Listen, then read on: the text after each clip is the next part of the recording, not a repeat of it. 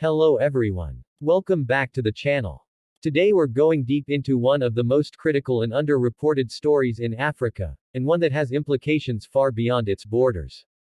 This is Ibrahim Traoré's last stand. Can Burkina Faso survive the new colonial war? We'll look at what's happening inside Burkina Faso under Traoré's rule, how it links to current global geopolitics, especially with the United States, compare those dynamics, and ask, is this really a new kind of colonial confrontation, or something much more complex? Stay with me. Part 1. Setting the stage. Who is Ibrahim Traoré and what is Burkina Faso facing? To understand where Burkina Faso stands today, we must start with its leader. Ibrahim Traoré seized power in September 2022 after removing another coup-maker. From the beginning, his rise was cast as a response to what many Burkinabes saw as failure by previous governments to handle escalating jihadist violence in the Sahel region. Traoré has styled himself as a pan-Africanist, anti-imperialist leader.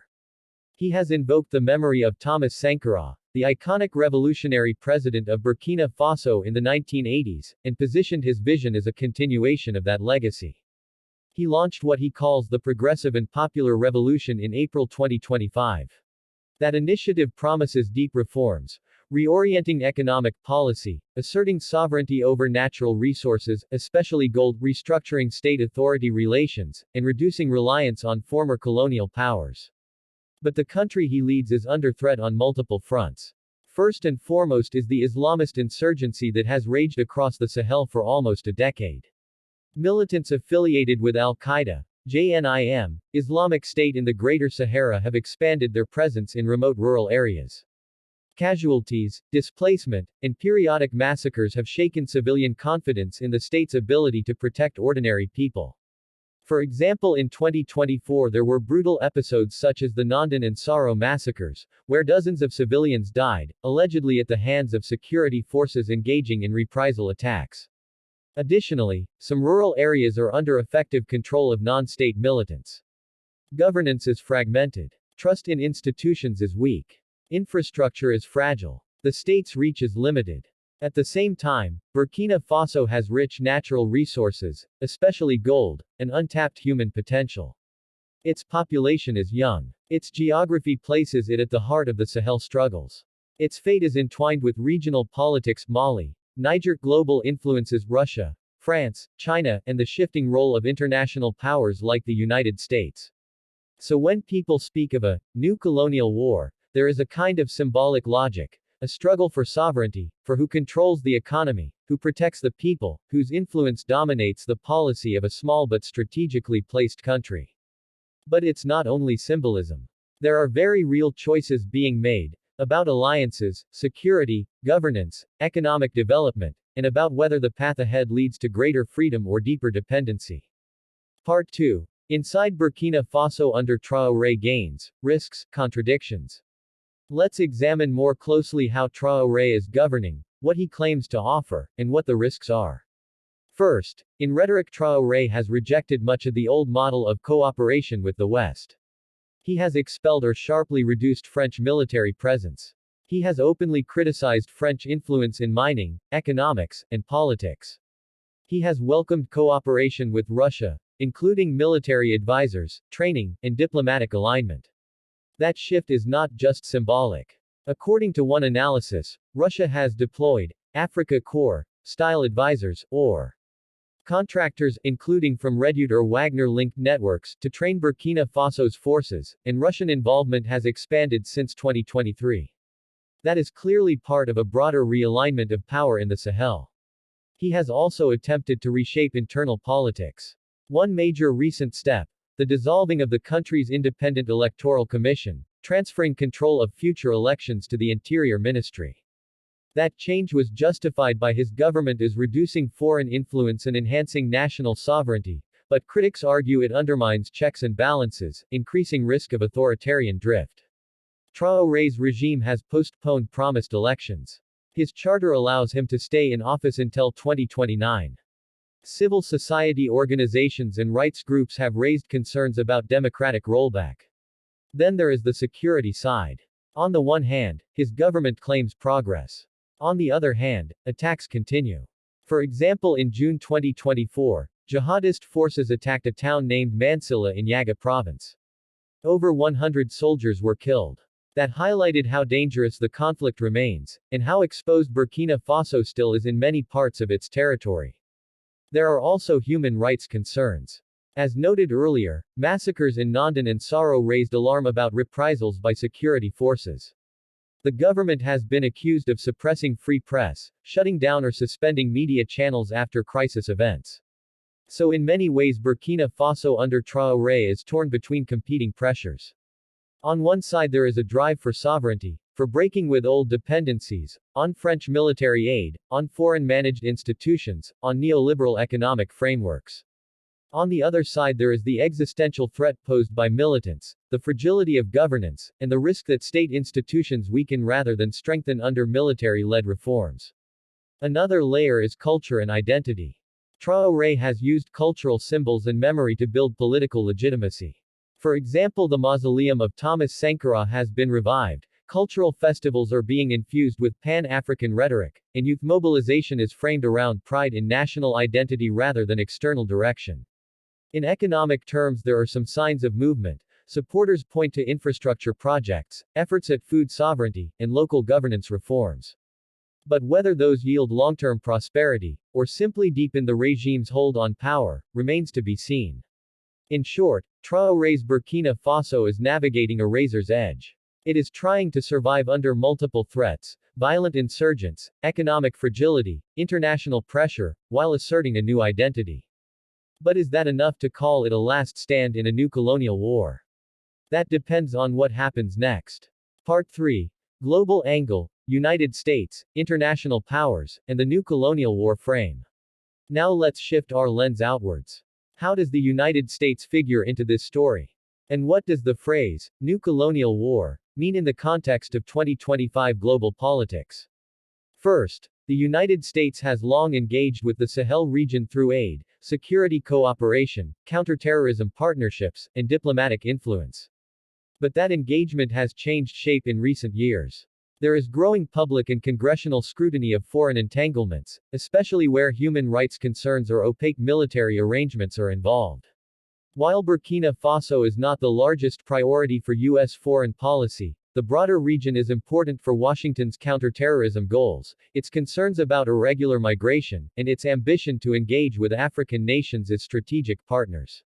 When Burkina Faso shifts alignment, pulling away from France and embracing alternative partners such as Russia, it challenges parts of the old post-colonial status quo that the U.S. tacitly operated within. It forces Washington to reconsider how it exerts influence in West Africa. Also, U.S. policy has signaled discomfort at authoritarian trends even among allied or partner countries. For example, human rights violations, suppression of democratic institutions, media restrictions often trigger diplomatic pressure or conditional aid. That means there is tension between U.S. goals of security cooperation, and its rhetorical commitment to democracy and human rights. If we frame the conflict as a new colonial war, then the United States may be seen as part of a broader Western influence that Traoré is rejecting. But that framing is only partly accurate. The U.S. is less intimately tied through legacy colonial agreements than former colonial powers like France, but its soft power, its conditional aid, its multilateral involvement, World Bank, IMF, development agencies, does operate in patterns that mirror older dependencies. Therefore, when Traoré speaks of imperialism, his rhetoric likely targets both French post-colonial influence and the broader Western-led economic order, an order in which American institutions play large roles. So in that sense the United States is indirectly part of the structural architecture that such leaders want to overthrow or reshape. At the same time, the U.S. has levers, aid, trade, diplomatic recognition, that it could use to engage Burkina Faso in different ways. It could support regional initiatives for governance reform, conditional assistance for security efforts, or push for inclusive political transitions. Or it could distance itself if abuses continue and if instability grows. So the American angle is not one of a direct colonial occupier, but of a powerful external actor whose policies, incentives, and partnerships shape the options available to leaders like Traoré. Whether Washington sees Burkina Faso as a partner or as a risk depends on how it evaluates the trade-off between stability, governance, and its own strategic interest in Africa in a multipolar world. Part 4. Comparing Africa's and USA's stakes, opportunities, and failures. Now let me draw a comparison between what Traoré is doing within Burkina Faso, Africa, and how the United States' global posture interacts with it. On the African side we see attempts at renewal. Traoré's rhetoric of Pan-Africanism is powerful because it taps into deep historical memories of colonialism, of exploitation, and of African leaders like Sankara who tried to break free of external control. That offers emotional legitimacy to his rule among some citizens and regional allies. He is also trying to reorganize socio-economic structures, control of minerals, forging regional alliances with Mali, Niger via the alliance of Sahel states, cultural rebranding, and shifting diplomatic alignments. These are not trivial moves. They could change who profits from natural resources, how security is organized, and how state authority relates to communities. But those moves come with risk. Without democratic accountability, without institutional checks, without capacity and governance, those reforms could lead instead to concentration of power, corruption, repression, or worse. Security threats remain severe. If the insurgency gains ground or the government's legitimacy collapses, the consequences could be catastrophic for millions. In contrast, from the perspective of the United States, the story is different. Washington's traditional approach has been to support stability even under imperfect governments, to emphasize counterterrorism, to engage through multilateral institutions and aid. But in a changing world where China, Russia, and regional powers are asserting alternatives to Western-led aid and security frameworks, the U.S. must adapt. That adaptation means balancing competing demands, partner with governments that may not be democratic but could deliver security, pressure those governments on reforms, compete with non-Western powers for influence, and avoid being seen as neo-colonial or paternalistic. If Traoré's Burkina Faso succeeds in building credible security, some economic progress, and retains enough legitimacy, even under his military-led model, it will pose a challenge to the U.S. and its allies in Africa. It would suggest that alternative models of governance and alignment are possible.